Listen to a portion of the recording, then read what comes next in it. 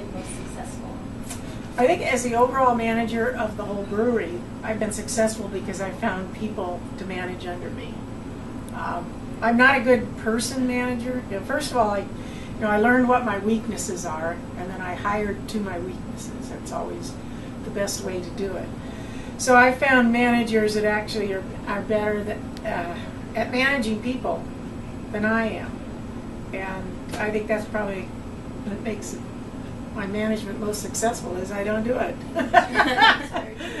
I do, that's personnel management, other type managements, I think, just managing things that are happening on day-to-day basis is that I'm always here and I'm always checking everybody and looking around, seeing what's going on, trying to know what's going on. I'm not as successful at that as the brewery as I am at the restaurant because my office is here at the restaurant. Basically, you can't manage a big business like this and be absent. You have to be looking at everything every day. What are the major difficulties you have faced as a manager? Well, I think my first difficulty was realizing that I wasn't good with people, managing people. That was, a big difficulty, telling people what to do, and how to handle it when they didn't do what I said. So that was a big difficulty. And another big difficulty is the business growing fast and trying to keep up with it and to know all aspects of the business because we have a restaurant and a brewery. Restaurant, you have to deal with bartenders and cooks and the cooking part, the cooking equipment part, all the stuff that goes into a restaurant. And the brewery, the same way. There's a lab, so I have to know what's going on in the laboratory. I have to know what's going on in the bottling line. I have to, research bottling line equipment and kegging equipment and all these different aspects of a brewery, and just keep learning. Every day is a learning experience. So to manage all this is just constantly learning and working. So that's the hard part, working. How does managing the brew house and restaurant differ from each other, and what comes easiest for you? Well, probably the restaurant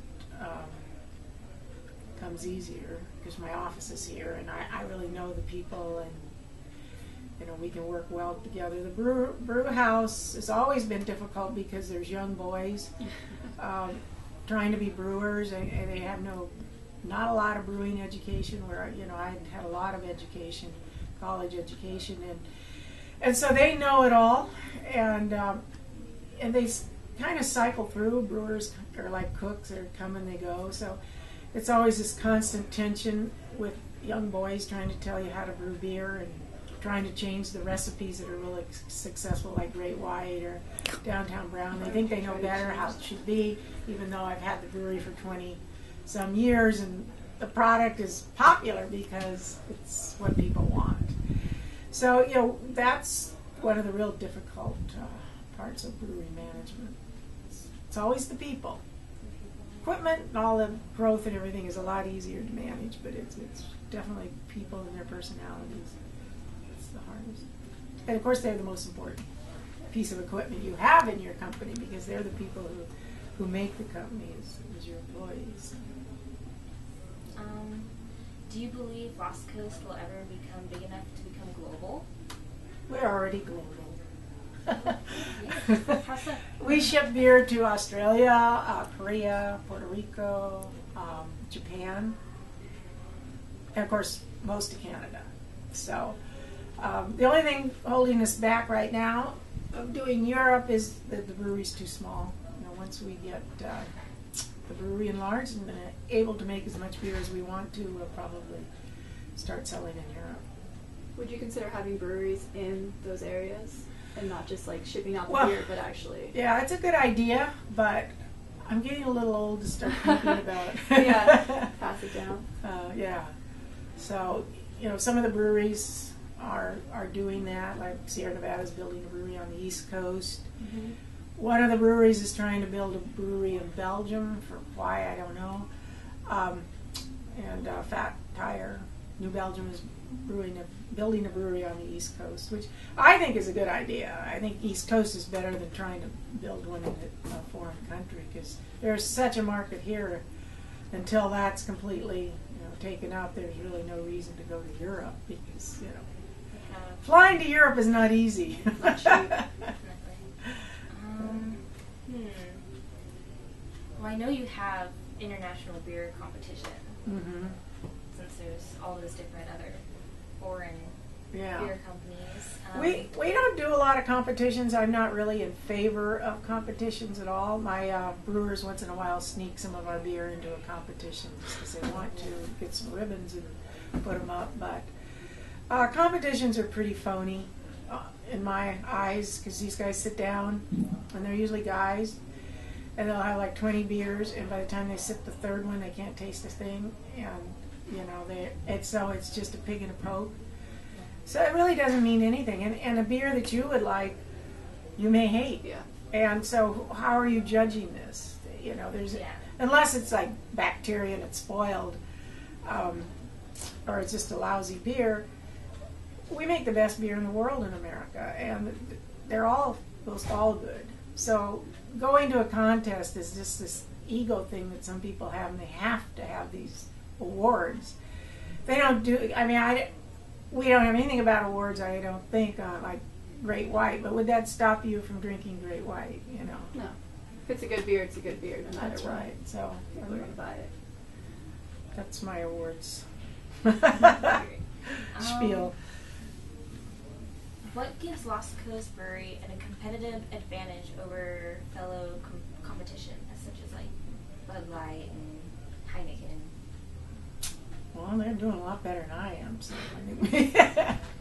Not taste-wise. But Yeah, taste-wise. yeah. Well, if you compare us to other maybe smaller breweries, Okay. How about Bad Eel River, Eel River. Those We're all doing well, and we all make great beers. But my theory of beer is to make a well-balanced beer.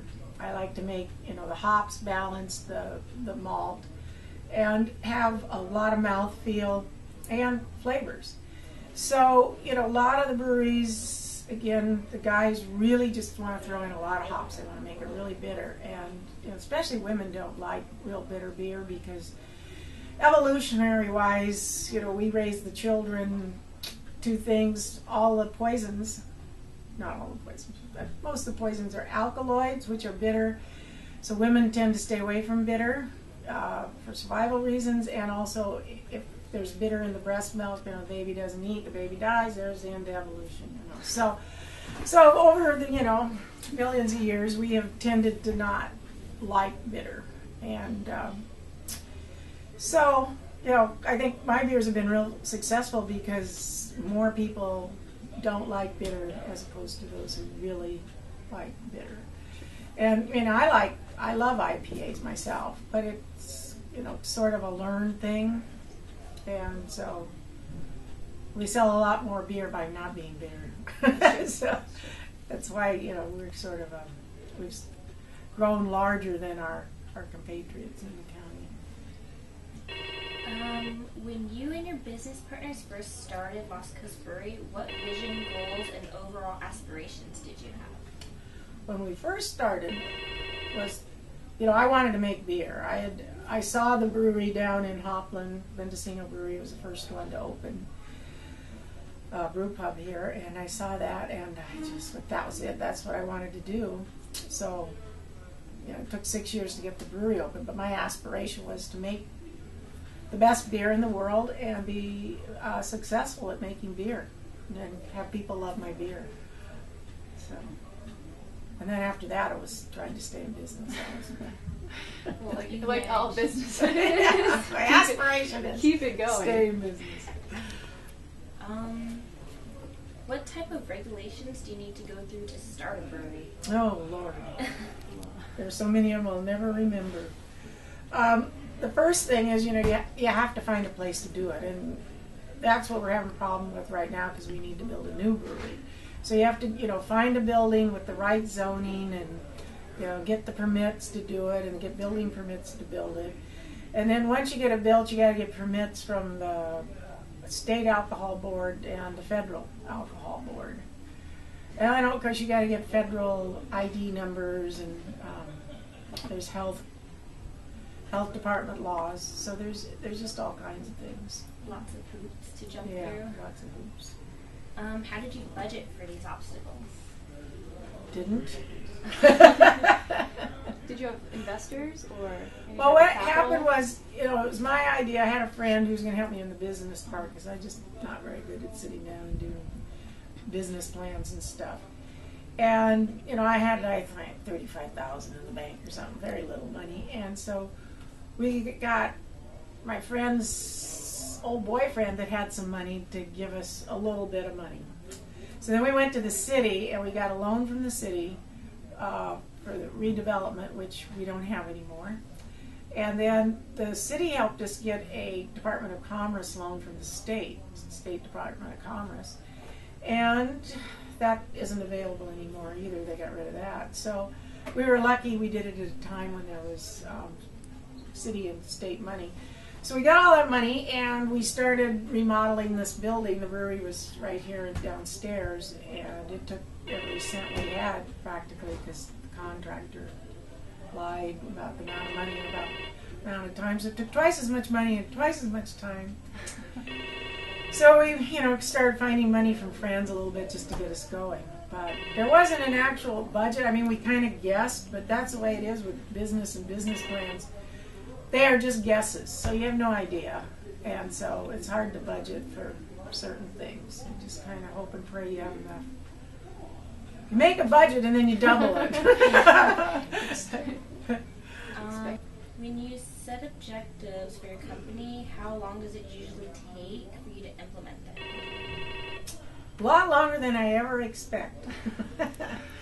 I think, I never make like financial predictions or, size predictions or anything, but things like, okay, we need new tanks, let's make a plan to get that new tank in and set up and bought and everything. And so we kind of make a timeline, and then it never works. It always goes over, but was that the question? Essentially. Yeah. It's like the financial things, when you do a pro forma, you go 1, 2, 3, 4, 5 years, and then you try to reach those goals. And I've never really believed in that because I think that's what drives business people crazy, is setting goals and having to make so much money in a certain amount of time. And then if they can't do it, then they're in trouble. Yeah. So in order not to stress, I do organic growth. I do the best I can and grow the best I can and make the best amount of money I can. But, I don't set up goals that I have to do so that I don't stress about it. Smart. But with new equipment, I do. So.